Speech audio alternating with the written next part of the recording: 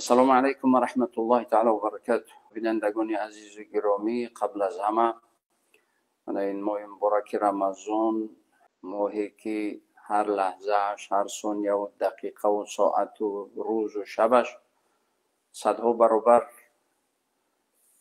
برتر و افضلتر از دیگر ماه ها هست. این ماهی مبارک رمضان رو صحبت اولی من که هست به همه شما تبریک میگویم. خداوند عزوجل مبارک و با برکت بگرداند. ماه مبارک رمضان همه وقت شما، همه روز شما، همه سال شما رو پروردگار با برکت بگرداند.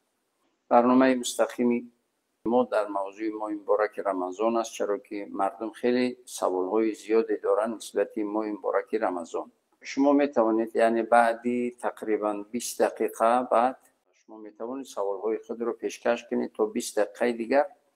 از همه بینندگان خواهش میکردم که سوال ندهند تا اینکه ما اطراف موضوع صحبت کنیم، موضوع رو کمی بکشاییم و ما در موضوع یعنی کمی صحبت داشته باشیم. هنگام صحبت اگر که سوالات که پیدا شد شما می توانید سوالات خود رو بدهید. ماه مبارک رمضان این همه برتری و افضل و برکت و این همه به خاطر چی؟ به خاطری که در این ماه مبارک رمضان قرآن نازل شده است. حالا ببینید چرا به سبب نزول قرآن این ماه مبارک رمضان اینقدر با قدر شدگی است. به خاطری که این کلامی پروردگار است، کلام الله است. قرآن هر جایی که نازل شد در اونجا برکت هست. حالا ببینید قرآن حتی به لوح المحفوظ، از پروردگار به لوح المحفوظ و از لوح المحفوظ به بیت العزت یعنی آسمان زمین و از آسمان زمین به واسطه حضرت جبریل علیه السلام و حضرت محمد صلی الله علیه و سلم در غار حرا بار اول 5 آیه اول سوره اقرا نازل شد. ببینید وقتی که قرآن در اونجا نازل شد، از ابتدای اسلام، از ابتدای رونق اسلام تا به حال همون غار حرا که یک جای گرمی، یعنی نه چشمه است نه درخت است و حتی که بسیار تفسان و سوزان هست. حالا میبینیم که هیچ خالی نیست. چرا غار حرا هیچ خالی نیست؟ همیشه تلاش است و همیشه شب و روز مردم در نوبت هستند که در اونجا دعای رکعت نمازی یا اینکه نیایش مناجات انجام بدهند، مناجات کنند، یعنی همیشه خالی نیست. به خاطری که قرآن نازل شده است. پروردگار امت اسلامی را بهترین امت میگوید کنتم خیر امه، به خاطری که قرآن به این امت محمدی نازل شدگی هست، برای همین بهترین امت شد. حالا به قلب پیامبر گرامی اسلام صلی الله علیه و سلم این قرآن که نازل شد، با وجود این که خاتم النبیین یعنی اخیران پیامبر، بهترین پیامبر و بهترین فرزند انسان شد، سید المرسلین، بهترینی یعنی پیامبران و نبیین، به خاطر که در قلبشون قرآن بود. گذشته از این قرآن در ماه مبارک رمضان نازل شد. در ماه مبارک رمضان که نازل شد، حالا ببینید اگر هر نیکی در بیرون ماه مبارک رمضان از 1 تا 10 اجر داشته باشد، در ماه مبارک رمضان یعنی از 10 تا 700 اجر، چند صد برابر زیاد نسبت دیگر ماه ها هر عبادت هر نیکی اجر دارد. نافله برابر فرض یعنی اجر عظیم دارد و هر فرض برابر 70 فرض. برای مثال اگر پیشین خوندید، فرض پیشین، سنت های پیشین خوندید به مانند این که فرض ها خوندید. حالا شما فرضی پیشین خوندید مثل این که 70 پیشین خوندید است. یعنی ما این مبارک رمضان این همه شرافت و کرامت و بزرگی یعنی این که ماه مخصوص پروردگار برای بندگان مؤمن و مسلمانش پیشنهاد کردگی است که هر مؤمن و مسلمان باید که این ماه را یعنی غنیمت بداند، با عبادت و با نیکی ها، نکوکاری ها و با احسان و خیر و دیگر باید که این روزه را بدارد و پس سر کند تا اینکه 11 ماه آینده عمرش تا رمضان دیگر باز با برکت شود.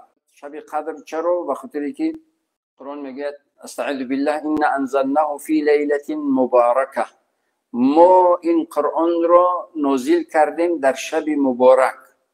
حالا این شب مبارک رو بعد باز قرآن خود تفسیر میکند، میگوید که بسم الله الرحمن الرحیم انا انزلناه فی لیلة القدر.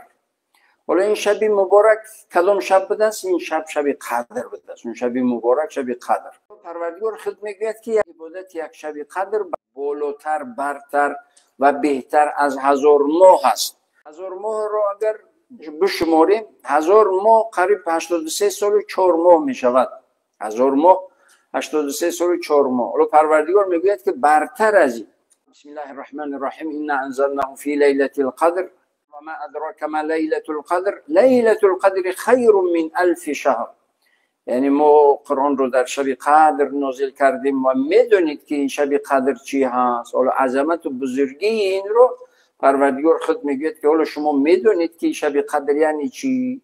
شب قدر چقدر برکت دارد برای شما، منفعت و یعنی سعادت و عزت برای شما در این شب. برای هر نفری که امید میکند، عبادت میکند، من عطا میکنم برکت و عزت و سعادت.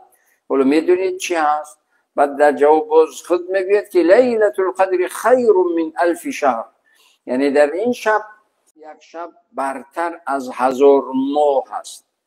یعنی شرای این همه بزرگی این ماه به خاطر که قرآن نازل شدگی است، قرآن و کلام پروردگار است. پیامبر علیه السلام یعنی در حدیث روایت میکند از پیامبر حضرت عثمان بن عفان رضی الله تعالی عنه، میگه که خیرکم من تعلم القرآن و علمه. یعنی بهترین شما همونی هستید قرآن رو تعلیم میگیرید و تعلیم میدهید. یعنی به فرزند خود سوره اخلاص، سوره قل اعوذ برب الفلق، قل اعوذ برب الناس، سوره فاتحه، آیت الکرسی، چند آیتی رو به فرزندان خود، به نبیرگان خود، به اهل خانواده وقتی که تعلیم دادید، انا همون برتریه که بهترین شما میگوید، همون بهترینی رو بنده مومن مسلمان باید که از خود کند، از همین بهترین بودن محروم نشود، از همین فضیلت و از همین شرافت و از همین کرامت و از همین فیض و برکت الهی خود رو محروم نکند. اهل خانواده رو تعلیم بدهید. سوره فاتحه و آیت الکرسی و 4 قل و یک سوره قل هو الله، قل اعوذ برب الفلق، قل اعوذ برب الناس، همزمان به همون فرزنده و نبیرو همچون برای رهایی از حسد و از چشم بد و از سحر و از جادو و از جادوگر و از شیطان و از جین و از همه این آفت. حالا میگن که چشم سنگ میکفاند. از چشم بهترین است که صبح وقتی که از خواب خیست، پیش از نماز یا بعد نماز، پیش از طلوع آفتاب، سوره اخلاص، آیت الکرسی یا 4 قل یا علم نشرح، اینو رو 7 باری یا 3 باری یا که به قدر امکان چندی که باشد بخوند. هر مسلمان باید بخوند تو اینکه از چشم بد و از حسد و از کینه و از عداوت و از دشمناگری و از وسوسه شیطان و از ضرر جین و از این همه در امان و امین باشد. متاسفانه رو بسیاری ها رو میبینید سرسان و سرگردان پیش جوگی و فالبین و جادوگر و نمیدونم پیش کیهوی میرود و اون رو بگو که برادر از این قدر که میروی و فندت میکند و فریبت میکند و پول و پیسات رو میگیرد و یا که اون خواهروی که میرن یا اپایی که میروند کیلوواریشون رو میکشند برای فند فریب میگیرند و همین 4-5 سوره که هست 7 باری بخوند. یعنی در همین دستات شوف که بدنت از بالای لباس بمال. یا وقتی که مثال در یک پیاله آب است یا چای است، وقتی که خوندی شوف کردی همون رو که نوشیدی به نیت شفا، همون برای یک سپر آهنین می شود. از جین هم، از شیطان هم، از جادو هم، از سحر هم، از همه ضرر خطر پروردگار حفظت میکند. در برابر این ولی که به فرزندت یا به دادرت یا به عکد یا به برادرت، به کسی که نباشد به اهل خانوادت، وقتی که همین سوره ها رو که تعلیم دادی، حالا چطوری که پیامبر گرامی اسلام صلی الله علیه و سلم میگویند که خیرکم، حالا بهترین شما همین بهترینی رو به دست میاریم. چرا من این رو گفتم؟ به خاطر که این ماه نزول قرآن است. ماه نزول قرآن است و باید که این ماه را بسیار با هوشیاری و با بیداری و با طاعت و عبادت و نیت نیک و قلب صاف و پاک و با تلاوت و ذکر و تسبیح و تهلیل و استغفار و با اینو گذرانیدن در کار. و هیچ عبادتش رو مسلمان باید به هدف و به مقصد باید نگذراند. حتمی باید که از اون عبادت باید یک مقصدی داشته باشد، مقصد و نیت‌های عالی باید داشته باشد. پیامبر علیه السلام میگویند که من صام رمضان ایمانا و احتسابا غفر الله له ما تقدم من ذنبه.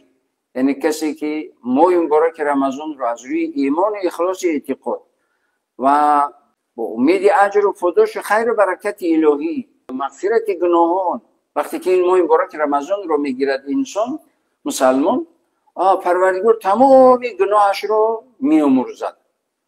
یا اینکه در حدیث صحیح دیگر میگه من قام رمضان ایمانا و احتسابا غفر له ما تقدم من ذنبه.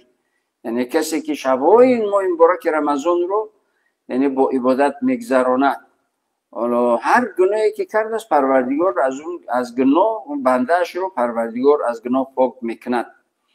یعنی رمضان یا روزه یا هر عبادتی که نباشد، یعنی همه این عبادت ها باید که مقصدناک باشد، هدفناک باشد، با اخلاص اعتقاد از روی ایمان باید باشد و در برابر این یعنی از پروردگار امید رحمت مغفرت و خیر و برکتی در زندگی. ماه مبارک رمضان ماه اجابت دعا است. همیشه دعا، اگر که فرصت نمیابی که دست برداری دعا کنی، رانندگی داری، در ماشین هستی، از روی که یا فکرهای بیهوده که در ذهنت میآید غمگینت میکند و در هم فرو میرود انسان، از این یعنی اگر راننده هم باشی دستایت مشغول با قلبت پروردگار رمضانم رو قبول کن، گناهم رو بیامرز، این ماه رو مبارک بگردان، این ماه رو و همه ماه و همه سال و همه عمرم رو با برکت بگردان، برکتت رو در زندگیم، در رزق روزیم،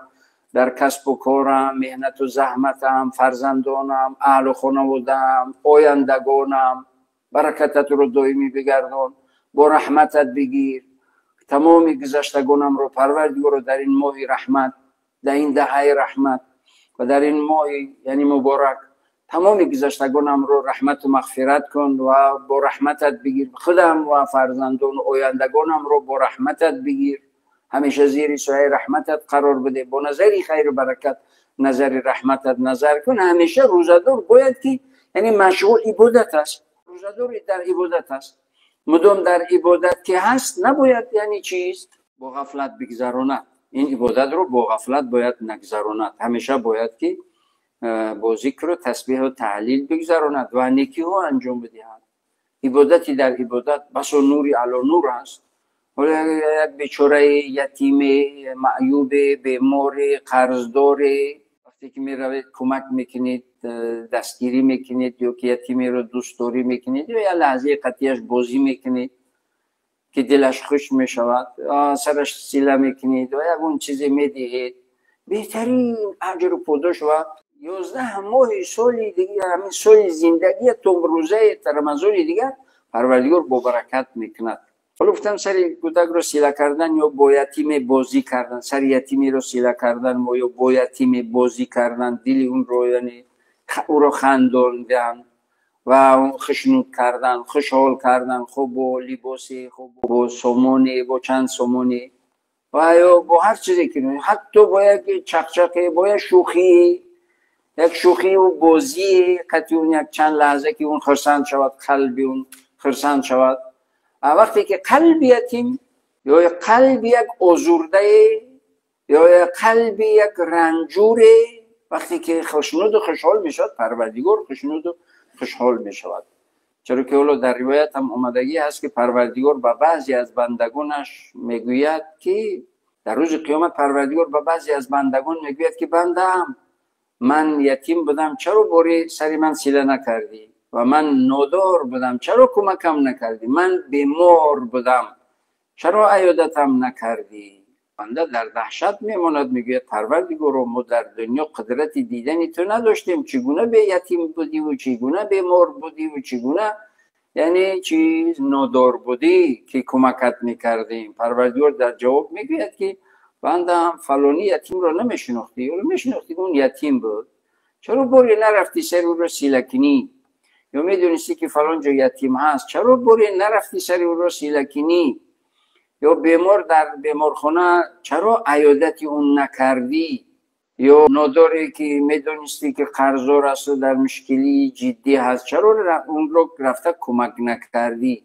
اگر میکردی، اگر سر اون یتیمی رو سیله میکردی و بیماری رو عیادت میکردی و اینکه ناداری درمانده رو یعنی کمک میکردی، حالا اینجا من به تو رحم میکردم. الراحمون یرحمهم الرحمن، کسی که رحم میکند پروردگار به اون رحم میکند. اما اونایی که نکردن، سنگدل بدن، بی‌پروا بدن، غافل بدن، پس اونها یعنی چیز؟ اونها از رحمت الهی محروم میمونن.